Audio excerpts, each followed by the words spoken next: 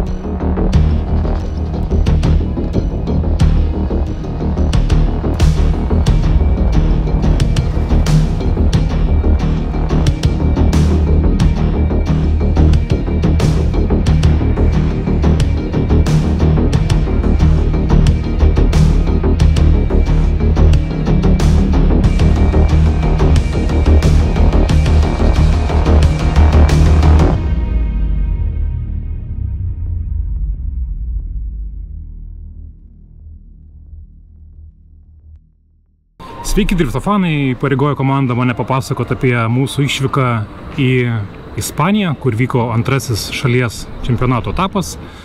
Esu girdėjęs, kad Nissano fanai mėgsta savo Silvijos vadinti įvairiai, pavyzdžiui, 14,1, 14,2, 14,9, 14,73 ir taip toliau. Tai kažką panašaus mes turim ir Ispanijoje, tik čia tais daroma būtent su BMW. Tai mes turim E21 priekį ir Huligano E3 M-kas galą, tai čia yra E25,5.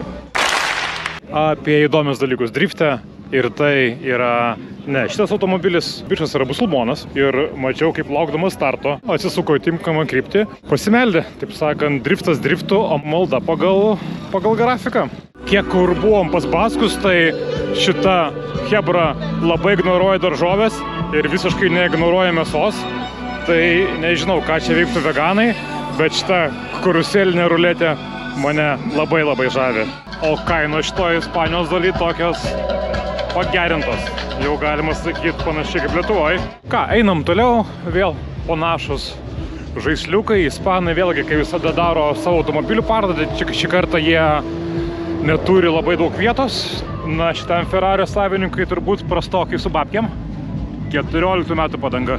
Ferraris gal ir fainas, bet padangos tai 18 metų. Skylainas aišku toks pavargęs. Padangos 2010 metų, 14 metų. Nieko.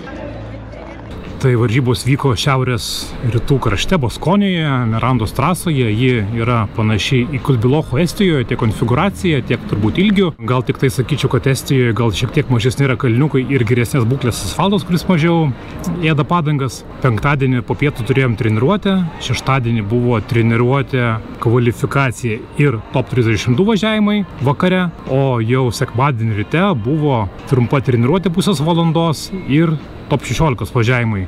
Buvom svečiuose, tai reikia pristaikyti prie vietinių taisyklių, vietinio oro, vietinio trasos asfalto. Kalbant apie varžybas, Gediminas kvalifikacijoje užėmė 8 vietą, surinkęs 86 taškus.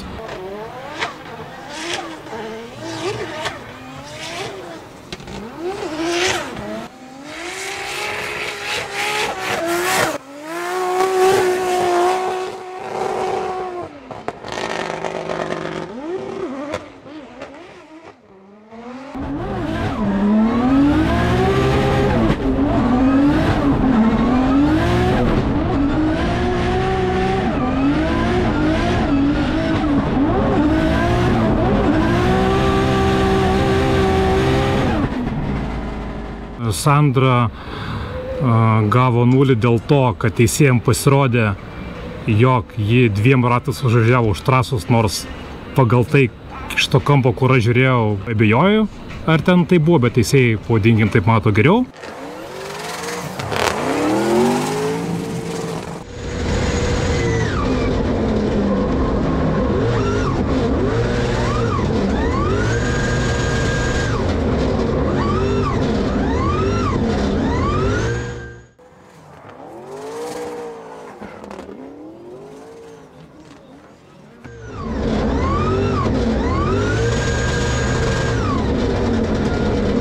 O kalbant apie porinius važiavimus, tai Gediminui top 3 tiesiog reikėjo atidirbti su Ispanijos sportininku.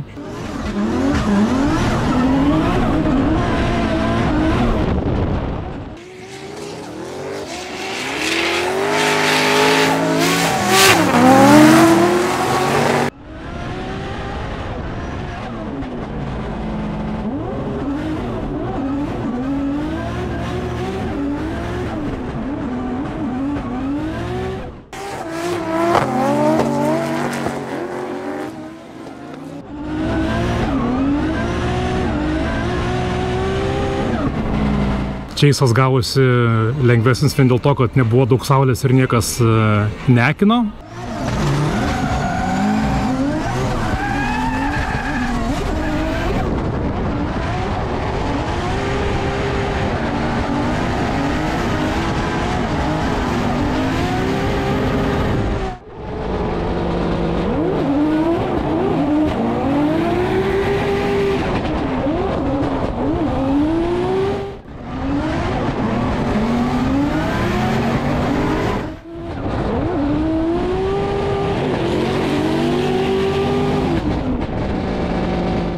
Top 16 turėjom važiuoti su prancūzų čempionu Jason Bennett, bet Hebra taip ir iki pat starto nesusitvarkė vandens pompos problemos, tai Gediminui gavosi bairanas. Aišku, norėtųsi su tokiais kitais sportininkais pasimatuoti trasoje, o ne laimėti būtent tokį techninę kovą.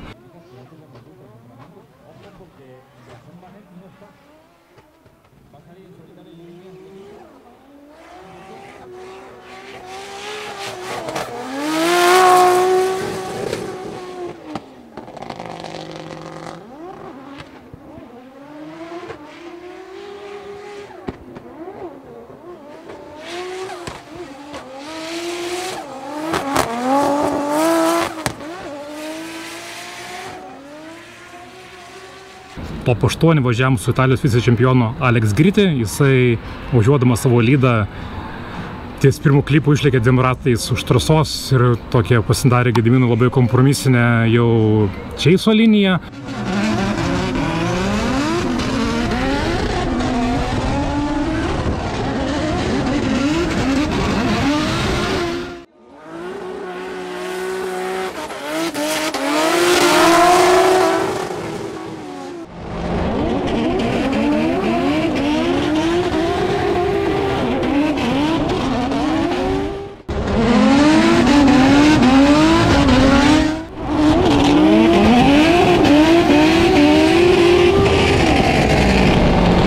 Ir suvažiuoti tvarkingą Gediminui lydą.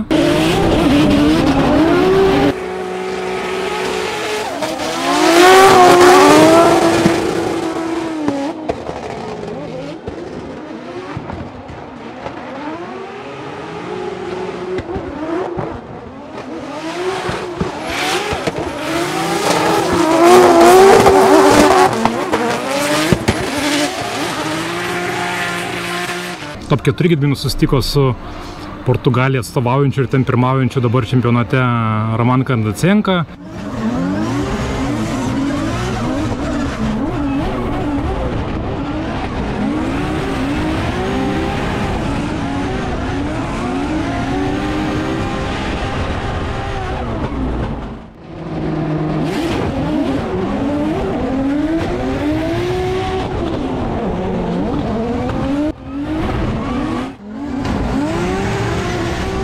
Romanas paskutiniam trasos posūkiu užgeso keliom akimirkom, dingo iš jo galinės padangos dūmai, dėl to sulėtėjo, sumažėjo kampas, Gediminas turėjo dėl to kontaktą.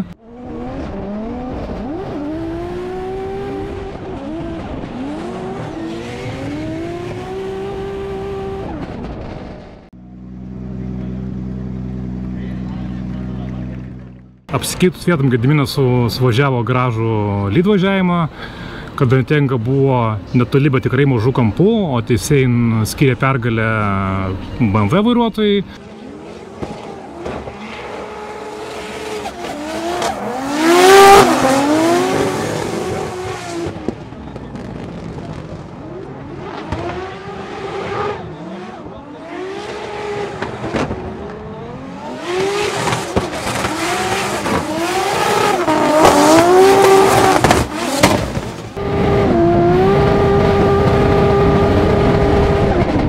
Dėl 3 vietos seko važiuoti su Prancūzijos 3 vietos čempionato prizininku Matijos Lukatelį.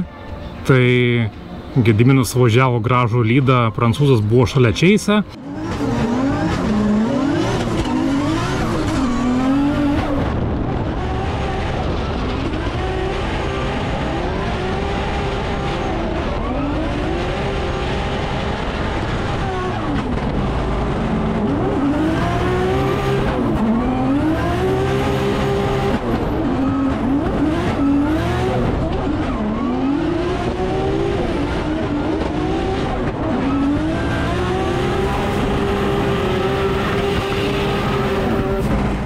O kai jau reikėjo išvažiuoti į Gedimino į Čeisą, tai realiai jau ant pirmo pasistatymo padangų nebebuvo likę. Nu ir ką, teko pripažinti pralaimėjimą, tai yra 4 vieta.